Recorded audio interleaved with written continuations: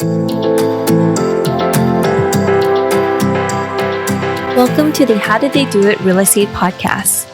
Have you ever wondered how people succeed in real estate and what steps they took to get there? If so, this podcast is for you. Your hosts, Sayla and Eileen Prack, interview top experts in the real estate community to share with you their real estate journey and how they achieved massive success. Our goal is to provide you with valuable real estate resources and to help you apply it to your own real estate goal. Welcome back, everyone, to today's episode of the How Did They Do It Real Estate Podcast. I'm your host, Eileen Prack, and we have a phenomenal guest for you today. Khleif has returned and is joining us back on the podcast episode. And he is just going to share with us a ton of great insight, especially with today's market, what's going to be going on, his intake on where we're going to go, opportunities that are coming down. So you don't want to miss this episode here. He was back on the episode 100, where he shared his background about how he came from humble beginnings and strived to build incredible businesses. And he talked about how he lost $50 million in 2007 and 2008, built himself back up even stronger than before. He's owned thousands of units, multiple businesses, is a philanthropist, and is a top real estate coach. So be sure to check out that episode. Rod, thank you so much for being back on the show here today. I appreciate it. I appreciate it. Great to see your smiling face again. And let's see what we can do to add some value today. Absolutely, Rod. So let's talk about the big elephant in the room right now, where the market is going. There is so much fear that's going on in the market right now. There's so much talk and so much volatility, so much unknown of what's going to be happening in this market right now. What's your take on everything, and how are you looking at the future, and what are your thoughts about what's going to be happening down in the upcoming future here? Sure. Well, it's deja vu for me because, I was telling people last year and the year before, it felt like it was frothing. And the soup has hit the fan. That's it. We had a 75 basis point increase just in the recent past. And Powell is quoted as saying, you shouldn't expect to see large ones like that consistently moving forward. Then he went right on to say in July, we're going to go up 50 to 75 more basis points. So, performing deals in the 7 and 8% interest rate range right now, which is kind of mind blowing because it's double where we were. It's coming. The crash is coming, the depression, whatever you want to call it, it's coming. I had my multifamily boardroom mastermind meeting last week. We meet 3 times a year. I host this mastermind. It's the largest operators in the country. There's about 14 to 16 billion in assets represented by the members. But last week, there was about 5 or 6 billion there Thursday and Friday. And we debated this whole thing. And I'm the bear. Okay. They're all positive and glowing, and it's just going to be a little blip. I think it's going to be bigger than a little blip. And for a lot of reasons. Now, it's nothing like the 08-09 crash back. That was caused by subprime lending. And if you could fog a mirror in 2006, you could buy a house, and a lot of people that shouldn't have properties shouldn't have houses, got houses. And then, of course, Wall Street contributed to that because those loans got sliced and diced and sold on Wall Street, and they were making a killing. So they were just putting out all these exotic loan products, no income verification loans, stated income loans. I mean, again, just a lot of nefarious activity went on. This is completely different. House loans have become much more difficult to get. And I don't see this being a massive, wave of home foreclosures. I do believe there's going to be home foreclosures because I think we're going to see unemployment. I'm already seeing some layoffs, and I think it's going to increase as people tighten up and get lean and mean, myself included. And so, we're going to see layoffs. So that's going to certainly cause defaults on home mortgages and defaults with tenants. But what I do see what happened these last few years that in my view was excessive was some of this commercial lending, okay? Bridge debt, for example. And, bridge debt, if you don't know, is like the single family version of hard equity loans or hard money loans, okay? And there's a lot of even nefarious characters there as well, but there are some big operators. But here's the thing with bridge debt. It's adjustable rate. It's a 3 to 5 year term. And in the most recent, this last 6-8 months, if you wanted to get bridge debt, you had to pay for a cap. Now they're requiring a cap. In fact, we were looking at a $44 million deal, and the cap to keep the interest rate from not exceeding 2 additional points was $1 million on that loan. Okay. Well, they 7 figures. They didn't have these caps a year ago. And so, there's these people out there, a lot of operators out there that did a lot of bridge debt, and those rates are going to come up, and they're going to get in trouble because a lot, I will tell you, we've got invest and final on deals, where you get in kind of like an auction process. They get like 20 offers. That's 5 top get an offer to put their best and final forward. And I'm scratching my head on most of these deals that I'm like, is your money free? How are you doing this? You're BSing your investors for sure, because there's no way the returns are going to be there. Well, I think it could be worse than that. I think some of these investors could actually lose their capital. And again, I don't want to be a doomsayer, but I do believe it's coming. And I do believe there's going to be pain. And I hate it, but with crisis comes opportunity. And so, there's going to be incredible opportunity coming if you're up to speed and you're ready to capitalize on it. And we can talk about how to do that. But the point is, I think we could even have stagflation. I mean, the inflation has been insane, but I won't go political on this, although I feel like he's more interested in destroying the economy than not. But he just literally just saw a headline that they want to eliminate the gas tax. Open up domestic oil production, for God's sakes. I mean, look at the gas prices. They're insane. Just open it up. We'll do the environmental stuff later, but the country's in turmoil. Now there's a headline. I'm just looking right now. Biden, cryptic warning about the need to get ready for a second pandemic. There's a lot of fear out there. And here's the thing. Let me just say this as a pre-frame to all of this, okay? Forget the political piece of it. That the news is not there to inform us. It's there to scare us and startle us. And frankly, a lot of it's BS. But here's the thing. If you're watching, Eileen, you're a leader. And the world needs leaders right now, because the masses need people to look up to and get some certainty around what's happening. And so as a leader, again, I know if you're watching this or listening to this, you're a leader. Pay attention to your focus. Focus on the good stuff. Don't get sucked into the news. Don't get sucked into the negativity, because whatever you focus on gets larger, both positive or negative. Bring in the good stuff, motivational content, go on. I love to watch soldiers coming home. I cry like a baby when I see that stuff, but bring in the good stuff. There's lots of motivational stuff on YouTube. I do these clips on my podcast called Own Your Power. Very powerful. They're 5 minutes. They've got music. I will juice you. You give me 5 minutes a week, I'll juice you. And I'm super proud of something. My podcast just broke 13 million downloads. Wow, and we had our 700th episode just a short while ago. And yeah, really proud of that. It's kind of funny. You want to make God laugh, you tell him your plans. I never planned to do any of that. But if you listen to the first few episodes, I say, I'll never sell you anything. I just want to add value. And that's true. That's the truth of it. I started my podcast, and this ties into our conversation. I started my podcast because when I lost everything, it was my houses that pulled me down. My multifamily did just fine through the crash. Multifamily is super resilient, except for the examples that I just gave around debt. If people were super aggressive, reminds me of Warren Buffett's quote, be fearful when others are greedy. Well, people have been greedy these last few years, okay? But be greedy when others are fearful, and fear is coming. So, there's going to be opportunity. He's a contrarian investor. And so Rod, with all this fear and uncertainty that's going on in the market right now, and a lot of the fear that's being channeled through the news media outlets and all the channels out there that's going on, how do we set ourselves up so that we are prepared for the opportunities that are coming down the road? Good question. First of all, get lean and mean. Cut out all frivolous spending right now. Okay, I'm doing it. My wife and I had a serious sit down because she is a supermodel, beautiful and more beautiful on the inside. And I love to spoil her, but I told her the purses, the handbags, the $1,000 sunglasses and the shoes are over for a while. Okay. And we're going to just conserve cash and get in as much cash as you can. If you've got the ability to line of credit, extend it, get it out, get the money ready to go, because in a crisis, cash is king. Okay. So now, but here's the thing. If you don't have access to cash, get knowledgeable, because I'll be honest, knowledge is more important than the cash, because there is money looking for a home, even when they're in a recession. I mean, look what happened to the stock market. We won't even talk about crypto. I've seen people on TikTok literally crying, sobbing because they lost millions of dollars, okay, on crypto. But money needs a home, and multifamily real estate is a super conservative in most cases, if you go with a good operator or do it yourself and you're not too aggressive. And we'll talk about, how to protect ourselves and acquisition here in a minute, if you like. But cash is really important. Knowledge is important. If you can come to my boot camp, I've got a boot camp coming up the end of July. I don't care if you learn from me or not, but I'll give your peeps a heck of a deal if they're interested, Eileen. It's 3 days of training. It's live in Denver, and you can come for $197. Okay. It's truly a no-brainer. It's not a sales pitch. It's just 3 days of training. It's $197. So here's how you do it. You text my name, Rod, to 72345, Rod to 72345, and remember the code ROD friend.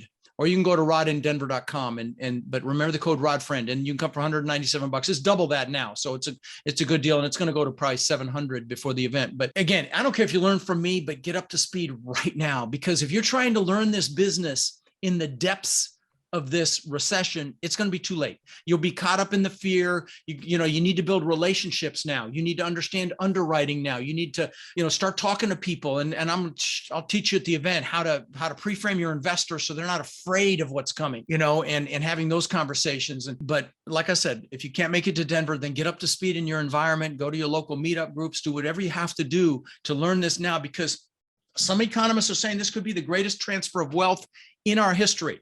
And others are more moderate about it. I think it's going to be a doozy. I really do. Just because, they think the Fed thinks raising the rates are really going to impact this inflation, but there are so many trillions of dollars that were frivolously thrown into this economy. If you don't know what $1 trillion looks like, to give you perspective, go online on Google and put in like comparison of $1 million to $1 trillion.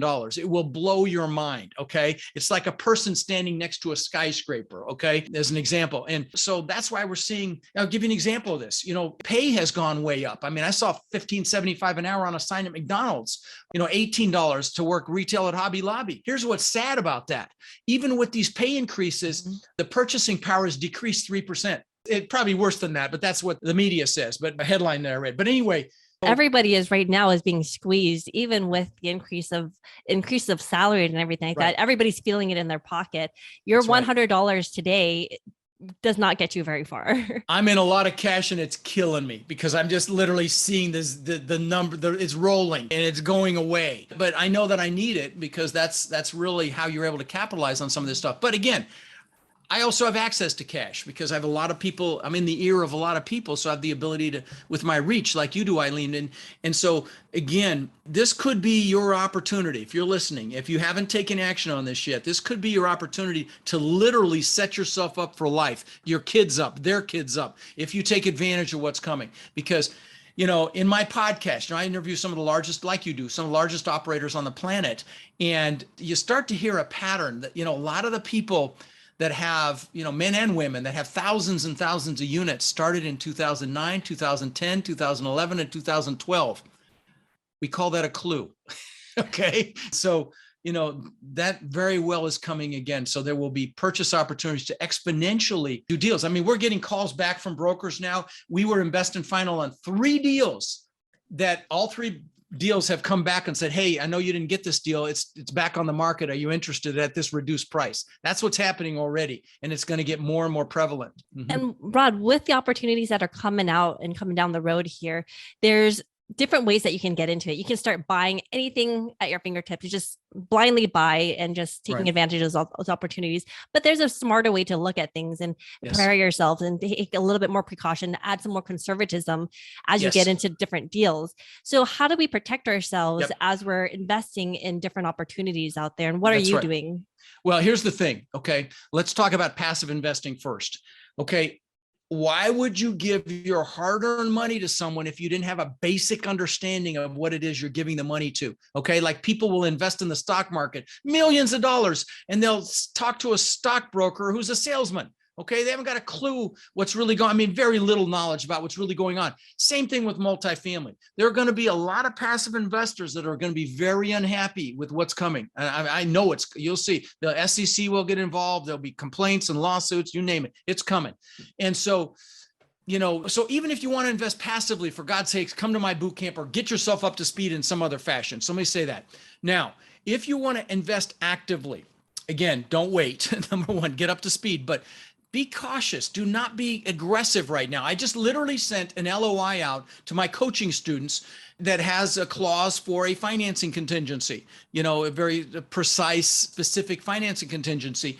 By the way, if you get your ticket with the 197, you get access to my document library. That's one of the bonuses. And that just got added to it. Okay. So, because this is different now. Back in the day, the last couple of years, to get a large deal, you pretty much had to go hard, meaning non-refundable day one. Okay. Those days are over. Okay. That people aren't doing that anymore. And it's going to be less and less where you see a lot of money go hard up front. And there's going to be normal due diligence periods again. Like there wasn't much due diligence. Maybe you got early access to view a property while it was going from LOI to contract, but you're going to have normal due diligence again and normal relationships with brokers who will actually talk to you again. So that's coming, but you can't be aggressive right now. You have to be conservative. Like, for example, when you're doing a pro forma on a deal, you've got to calculate your interest rate on the debt, right? Don't be conservative. We're doing like 7% on our larger deals, okay? And I know that sounds terrible. I mean, I remember when 7% was fantastic because when I started, it was about 18. That's how old I am. But anyway, and we're getting back to that. Now, hopefully it won't stay there, but who knows? It could. So don't be aggressive on your projections, like with interest rate, your exit cap rate. When you're calculating your returns, you have to calculate what the cap rate will be when you sell. And if you're aggressive on that, it's just going to be complete BS. I mean, you've got to be realistic. At minimum 20 basis points a year, okay, an increase in that cap rate. But things like that, what's your break-even cash flow? Make sure you have operating reserves, at least 6 months of expenses, at least, no less than that. But all of that impacts, your returns to your investors. But you need money in the bank for, what hits the fan fund, and it's hitting the fan right now. So those are some of the things, Eileen. But, there are deals. We got a deal under contract right now, screaming deal, 54,000 a unit. It's in Arkansas, but there's Starbucks right down the road. It's going up. If you're accredited and you want to check it out, text partner to 72345. But, so there are deals. People are like, should I wait to buy? Well, if you're looking right now, but I will tell you, that's the second deal that I'm getting in a year. That's how conservative I am. We got a screaming deal in San Antonio, September of last year. That's the only deal I bought this year, but we have that one, and now we're seeing some other deals come back, look really interesting. We're looking at an A-class asset in Tennessee. I can't say where, but it looks really good. Great returns. But again, the debt markets are very volatile. You need to make sure you've got an incredible lender that you're working with, ideally someone you worked with before or that is referred to you. If you need somebody, DM me on social. I can give you somebody that's great, but a couple of them. But be very careful there. But now is the time, if you're thinking about getting into this, to start building your team, to start learning how to underwrite and evaluate deals, to start talking to people and pre-framing them, not to be fearful, that you're looking for partners when what hits the fan. And I hate to say it, but it's the best expression for this, when the blood's running in the streets. Okay. That's, like that Warren Buffett quote, like I said, be greedy when others are fearful. And it's not the greatest quote, but he's a pretty smart guy. So, One of the things that you had mentioned also was for passive investors, also the market and what they're expecting to see in returns is changing also. What kind of changes are passive investors also looking at right now? And then how should they also approach investing in multifamily with the right operators? Great question. Well, first of all, you need to check out the operator. You really, have they been through a crash?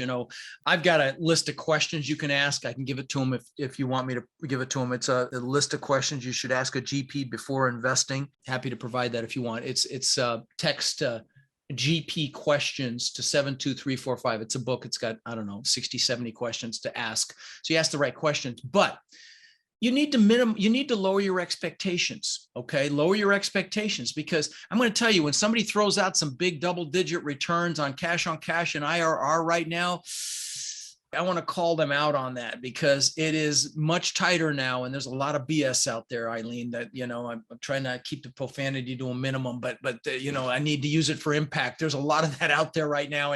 And so, you can make a pro forma look any way you want. I mean, I can make it look fantastic, and people do that. But again, this deal I got under contract now is the second one I've done in a year, and it's been gravy for everybody else up to this point. But there's been a lot of aggressive and a lot of greed, and I'm super conservative, and maybe too conservative, honestly, but hit me once, shame on you. Hit me twice, it's Rod's fault, right? So I'm pretty careful right now. But again, as a passive investor, check out the operator, ask the questions, look at their track record, get to know them. There'll be dozens at my boot camp, by the way. If you can come to the boot camp, you'll get to break bread with them and actually meet people that are doing this. But regardless, trust your intuition. Okay. Intuition's so powerful. You think it's spoofy, but it's not. Your brain is so powerful. It can pick up on micro nuances that you're not consciously aware of.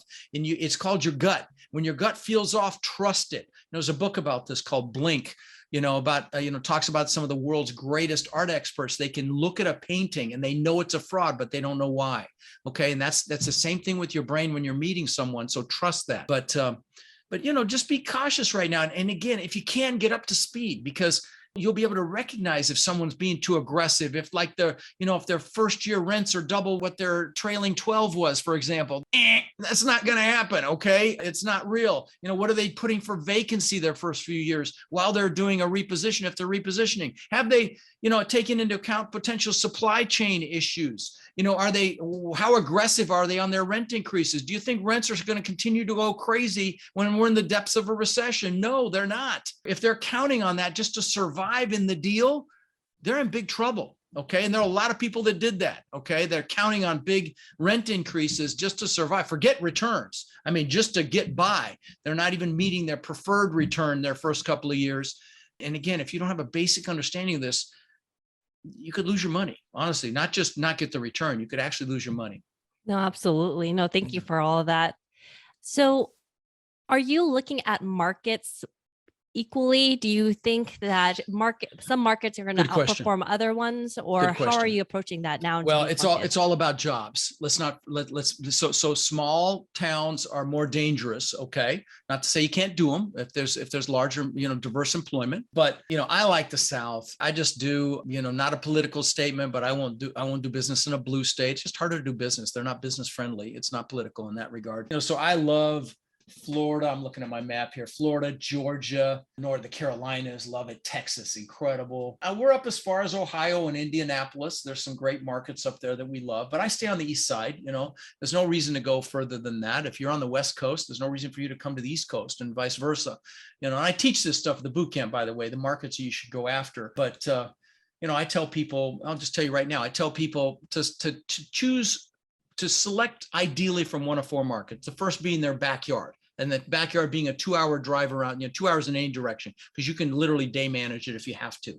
So that's number one. Number two would be a place you grew up or you spent some time. Maybe you went to school there, grew up there. For me, that'd be Denver. That'd be option two, obviously, because you know it.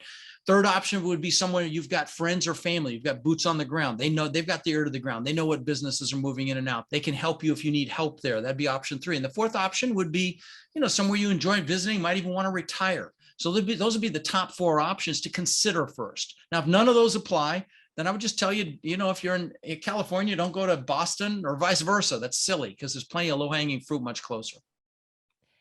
So, Rod, for you, as you're looking at the different markets and you're looking at multifamily and you're positioning yourself for what may be to come in the near future here, what else are you doing in order to prepare yourself? I know you talked about cutting back expenses, getting as much liquid as possible, being more conservative in your underwriting, looking at things with a more closer lens and preparing yourself, adding enough conservatism into your underwriting. Is there anything else that you're also doing? Yes. Well, certainly we have assets. We need to run a tight ship right now. Our KPIs need to be solid. We need to be checking them weekly. What are our turnovers looking like? What are our renewals look like? How long is our maintenance workers out there? Are the tenants happy? Are we building a family culture so they don't leave? Right now, and there are a lot of operators that it's been a gravy train because rents have gone up and vacancy's been real low. So they haven't had to really be operators. And so now is the time for solid operators that know that, they could lose market share if they're not really taking care of their residents, if they're not tracking the first time a tenant contacts, how quick are they responded to? What are the conversions when they show up at the property, into leases and so on and so forth. And they're not paying attention to that. They're not surveying the residents to see if they're happy.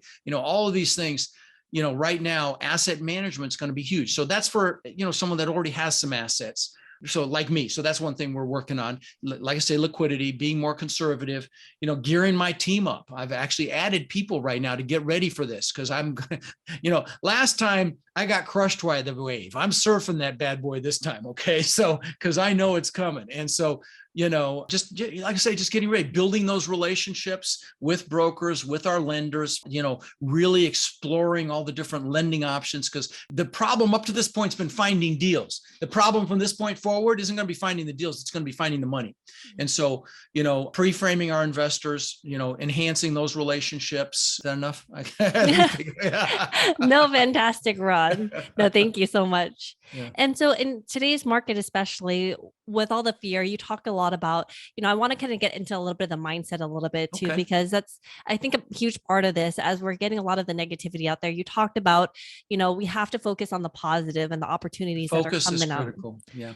Let me talk about a few other things then. Focus is critical. Number one. Also, you got to make a decision. Are you going to sit in the sidelines this time and regret it in a couple of years? Or are you going to take action? And if you're going to take action, just come to freaking Denver. Trust me. If you don't love the event, I'll give you your money back. I don't mean like it. I mean absolutely love it. I'll give you money back. But if you can't make it to me, then learn on your own, but get up to speed fast. But I wouldn't tell you to learn on your own because this business is a team sport. Go to your local meetup groups and learn with other people. But you've got to get aligned with other people that are doing this because it's a team sport. Get around, your peer group is critical right now. Okay. Get around people that are doing this, multifamily, actively doing it. So you can compare notes. You can evaluate deals together. They can look at a deal that you're reviewing and see what they think, for example. You need to be around people that are doing this, and be careful who you share your dreams with. A lot of people default their peer group to the people they went to school with or the people they work with. And that can be a mistake because out of their fear of losing you, fear of feeling like a failure if you're a success, their fear in general, their guilt, they can hold you back. And sometimes it's family. Okay. I'll tell you, love your family, but choose your peers, who you're going to allow to influence you. So pay attention who you hang out with. You show me your two best friends, I'll show you who you are in every aspect of your life, not just financially, healthy, happiness, everything. So choose proactively, but you got to make a decision. And the Latin root for the word decision means to cut off. If you're going to attack the island, you're burning your ships because you're taking their ships home. That's a freaking decision. It's done. And once you make that decision, you have to take that first step. Sometimes that can be the biggest step of your life. And I know it's scary. A lot of people that listen to you are analytical, and they got caught up in analysis by paralysis, and they never take action. And I hate it because I'm going to tell you, some of the most successful people in this business are analytical. And, it's a necessary thing in this business. The underwriting requires analysis. And, some of the best partnerships I've ever seen are somebody analytical with someone outgoing. And so that's been my last two partnerships. But you got to take that first step. Like Dr. Martin Luther King said, you take that first step in faith, the next step will be revealed. You've got to take it. And it can be scary. I get it. But just remember this, if this applies to you, you can drive all the way across the United States at night with your headlights only seeing 50 feet in front of you. And you can make it. Yes, you could have obstacles, but other people have done it before you. It's the same way with this multifamily business, but you just got to get in there. You're not going to see the whole path day one. So just know that. Just have to have some faith in yourself. But if there was ever a time, it's right now. Okay. I can't stress that enough. Please, don't call me 2 years from now saying, I wish I'd listened to you. Okay. And again, I don't care if you come to Denver or not. I dropped the price to get it. I want to fill it up because I know how powerful what's coming is. And I don't have a scarcity mentality. I want so many people to capitalize on this if they can. So are you focused primarily on multifamily, or are you also 100%. Bullish in other asset classes as No, well? I'm 100% multifamily. Whenever I try to dilute my focus, I get spanked. And so I stick with multifamily. Listen, Eileen, you don't know this. I built 27 businesses in my 44-year career. Okay. And like that $50 million, that wasn't a failure. It was a seminar. I call them seminars when they fail. Several of my businesses have been worth tens of millions of dollars. Most have been spectacular, flaming seminars. Okay. But we fail our way to success. And so, and one of the things I've learned early on is focus is critical, because if you've got too many things going, I remember I had 2 frozen yogurt shops. I was flipping houses. I had a carpet cleaning business, and I was selling ice cream bars out of vending carts downtown Denver. Everything suffered. I got rid of everything and just focused on the houses. I bought 500 houses and apartment complexes during that run. And so focus is super critical. This ties into what we're just talking about. Focus is super critical. The most successful people on the planet are the ones that have the best focus. So I don't know how I got on that topic, but anyway, hope that helped. Thank you. So for someone who's looking to prepare themselves now, some of the things that can do, definitely what you mentioned, get educated, get your foundation, start preparing yourself now so that in the middle Get of lean the and downturn, mean. Don't be buying the cars and the boats and the stupid stuff right now. But first of all that stuff's going on sale. Okay. So, all consumer stuff's going on sale. I literally just got a text because I was looking at yachts. I got a text from one of my friends with a yacht that's for sale. It's screaming deal, actually. So, but there's no way I'm going to buy that. I'm going to use my money to buy real estate and 20x it, 50x it. So And then after they set themselves up in that aspect of there, as the opportunities come around, what are some of the things that they can do for the next steps? Well, again, just get, you've got to learn asset management. One of the things you'll get at my boot camp is a book I just wrote on everything you need to know about asset management. There you go. I'm really proud of it. It's an awesome piece, but you'll get all my books, and I've got a dozen that are fantastic that you'll get if you come. But you've got to you got to run a tight ship. That's it. You can't be loosey-goosey. I mean, not now, not through this. Some of the biggest companies in history are born in times like this, but they're the ones that the CEO kept their eye on the ball. They paid attention to what was going on. They were involved. This is not a buy it, let it sit kind of a thing. You got to pay attention to it. Even if you give it to a great management company, you still got to be on the ball with them. So, that's what you do. You learn this business. You build relationships with people with money and have them help you take these deals down, and you pay attention to the ball, you pay attention to what you're doing, and you will set yourself up for life. What are some of the resources that you're utilizing right now to do your research and keeping a pulse on the market and what's going on? Sure. Well, I get all the reports from the large brokerage houses, Marcus and Millichap, Grubb and Ellis, CBRE. They have great researchers, and they put out great stuff. So get on those lists for sure. When I'm evaluating a deal, I use websites like city-data.com, datausa.io, census.gov, these websites to do demographical research and play around with that stuff. If you're brand new at this, get in there and play around. Don't get intimidated by it. You just go in there, put your home zip code in, see what's going on there, check out the crime. You'll be shocked how much crime's in your backyard. You can use spotcrime.com as well, but then go check out different areas that you're interested in, see where the hood is and where you don't want to go. Trust me, don't go deep properties. Just don't do it. I have this t-shirt that I sell at my boot camps that says #AskMeHowIknow. A student got it for me. We're like, oh, that's really funny. Because I say, don't do that. Ask me how I know. So I've made every mistake, so you don't have to. Okay. So, we go through those, and deep properties is one of them. Don't do it. Trust me. Did I answer your question? Yes. Okay. And so in your experience and based off of what you're seeing now, how long do you think, I know we don't have a crystal ball, but if you were to predict and to kind of estimate based off of your past experiences, how long do you think this recession and this market that we're going to be in? This is what got argued at my boardroom mastermind last Thursday and Friday in Houston. And I am bearish. I actually think it's going to be worse. I mean, listen, the economic indicators there's a huge demand for housing right now. Employment is great right now. But I think it is going to change. I do. And just because this inflation is rampant, and I don't think they can tamp it, they can correct it quickly with these rate increases. So I think real estate's going to grind to a halt. And I think, a lot's going to go on sale. And so I am bearish, but if it's a blip, it'll be a couple of quarters. If it's as bad as I think, it could be a couple of years minimum. Wow. So there you go. Awesome. So Rod, do you have any other last parting words of wisdom? No, listen, I love this business. Hopefully you can feel the passion. I love it. I love teaching people. I mean, my students now own over 70,000 units that I know of, and I've only been teaching under 5 years, and I just love what I do. But here's a free resource. If you go to rodslinks.com, it's my link tree. It's got all my stuff. rodslinks.com. There's free books there. There's articles, videos, my website, the site for the boot camp. And there's a goal setting workshop at the bottom. Like that's the first thing we do at the boot camp, because how do you get anything if you don't know what it is? And you got to keep your focus on what you want, not what you don't want. So goals are super important right now. So you don't get derailed, getting caught up in the fear. You've got to focus on what you want. And so go there and do the goal setting workshop. I did it on New Year's Day this year with a guide you can download with music. It's professionally done. It's really good. And do it with your spouse, do it with your kids, because here's the sad thing, Eileen, people spend more time planning a birthday party than they do designing their lives. This is designing your life. So if you can't make the boot camp, at least go download that goal setting guide and do that with me. I promise you'll be glad you did. And that's at rodslinks.com. Each word is plural, rodslinks.com. But if you can make Denver, just come to Denver. I promise you'll be glad you did that too. It's going to be a blast. And you just need a little bit of you'll learn how to energy. capitalize on this. We'll spend a lot more time learning how to capitalize on what's coming, because that's going to be the theme of this. Obviously, it's only a live event I do all year. So Awesome.